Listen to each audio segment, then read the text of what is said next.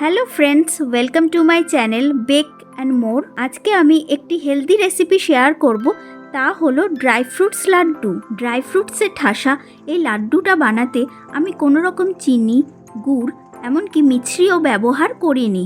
আর dry fruits খাওয়া তো শরীরের জন্য খুবই ভালো, বিশেষত বাচ্চাদের ব্রেন ডেভেলপমেন্টের টাইমে ড্রাই ফ্রুটস খাওয়া খুবই উপকারী। তবে বাচ্চারা তো ড্রাই ফ্রুটস এমনিতে খেতে চায় না, এভাবে লাড্ডু বানিয়ে দিলে এক নিমেষে খেয়ে নেবে। এটা বাচ্চা থেকে বড় সবাই পছন্দ করবে। বানানো খুবই সহজ, একবার বানিয়ে 6 মাস পর্যন্ত স্টোর করেও রাখতে পারেন। তাহলে চলুন দেখে নেওয়া যাক আজকের এই সুস্বাদু হেলদি ড্রাই ফ্রুটস লাড্ডুর রেসিপিটা। এখানে আমি 200 গ্রাম খেজুর নিয়েছি। আপনারা চেষ্টা করবেন রসালো ও আঠালো খেজুর ব্যবহার করতে, কখনোই ড্রাই খেজুর ব্যবহার করবেন না। এবার আমি খেজুরের সামনের এই শক্ত অংশটা আর খেজুরের ভেতরের বীজটাকে ফেলে দেব।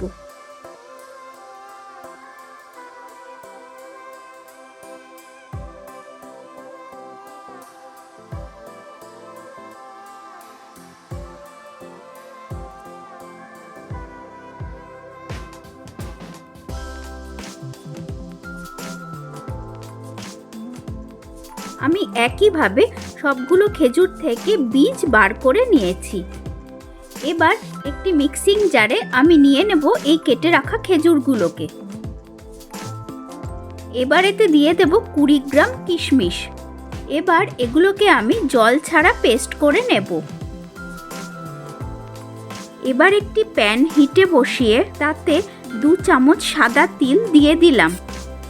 এবার এই তিলটাকে লো ফ্লেমে আমি শুকনো খোলায় হালকা করে ভেজে নেব। তিলে ম্যাঙ্গানিজ ও ক্যালসিয়াম থাকে, যা হাড়কে শক্ত করতে সাহায্য করে। তবে প্রেগন্যান্সিতে মহিলারা তিল অ্যাভয়েড করবেন।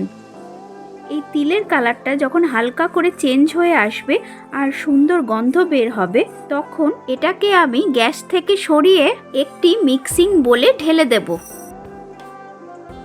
এবার ওই প্যানেই আমি দিয়ে দেব 2 চামচ ঘি। এখানে আমি সাদা ঘি ব্যবহার করেছি। ঘি হালকা গরম হলে এতে দিয়ে দেব 50 গ্রাম আমন্ড কুচি, 50 গ্রাম কাজু কুচি আর 50 গ্রাম আখরোট কুচি।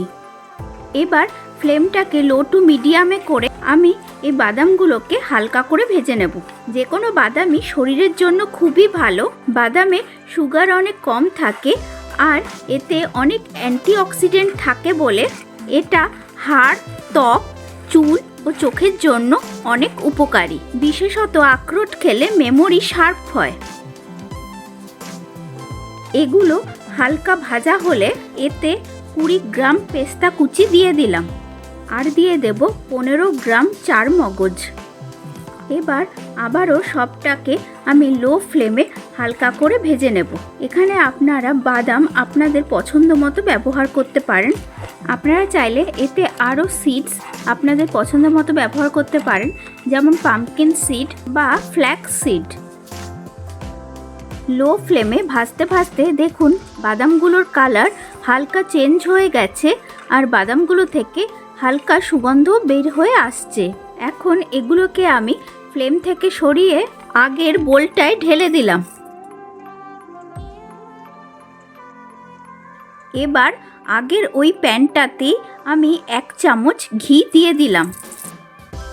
ঘি হালকা গরম হলে এতে আমি খেজুর আর কিশমিশের পেস্টটা দিয়ে দিলাম।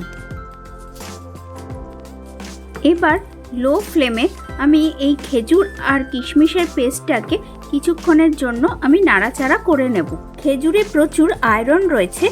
এই খেজুর হিমোগ্লোবিন গঠন করে অ্যানিমিয়া দূর করে। এতে রয়েছে বিভিন্ন অ্যান্টিঅক্সিডেন্ট যা স্বাস্থ্যের উন্নতি ঘটায়। তাছাড়া খেজুর ব্লাড সুগার কন্ট্রোল করে, মস্তিষ্কের কার্যকারিতা বাড়ায়। খেজুরে প্রাকৃতিক মিষ্টি রয়েছে, এই কারণে খেজুরকে চিনির স্বাস্থ্যকর বিকল্প হিসেবে ব্যবহার করা যায়।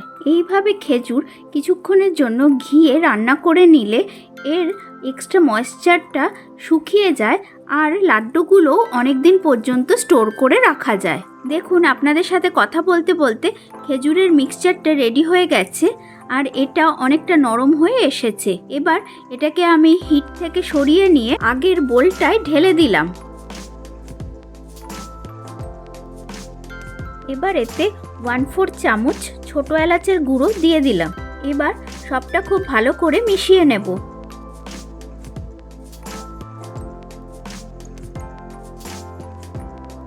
সবটা ভালো করে মিক্স করে নেওয়া হয়ে গেছে। এবার হাতে অল্প ঘি লাগিয়ে নিয়ে আমি ওই মিক্সচার থেকে ছোট ছোট লাড্ডু বানিয়ে নেব।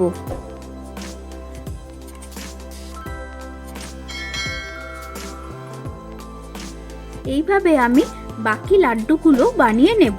এই লাড্ডুগুলোর সাইজ বেশি বড় করছি না, তবে আপনারা আপনাদের পছন্দ মতো সাইজের লাড্ডু বানিয়ে নেবেন। রেসিপিটা বাড়িতে একবার অবশ্যই ট্রাই করবেন। এতটাই সুস্বাদু হয় খেতে যে এটা আপনাদের বারবার বানাতে মন চাইবে। আমি সমস্ত লাড্ডুগুলোকে বানিয়ে নিয়েছি। আমার এই পরিমাণ মিক্সচার থেকে 13টা লাড্ডু তৈরি হয়েছে। বাড়িতে বানালে আপনাদের কেমন লাগলো তা কমেন্ট সেকশনে এসে লিখে অবশ্যই জানাবেন। রেসিপিটা ভালো লাগলে ভিডিওটিকে লাইক ও শেয়ার করবেন। আর আমার চ্যানেলে নতুন বন্ধু হয়ে থাকলে আজই চ্যানেলটিকে সাবস্ক্রাইব করে পাশে থাকা বেল বাটনটি প্রেস করে অল করে নেবেন, যাতে আমি যখন এরকম আরও নিত্য নতুন সুস্বাদু রেসিপির ভিডিও দেব তার নোটিফিকেশন আপনাদের মোবাইলে খুব তাড়াতাড়ি পৌঁছে যাবে। তাহলে আসি আজকে, টাটা।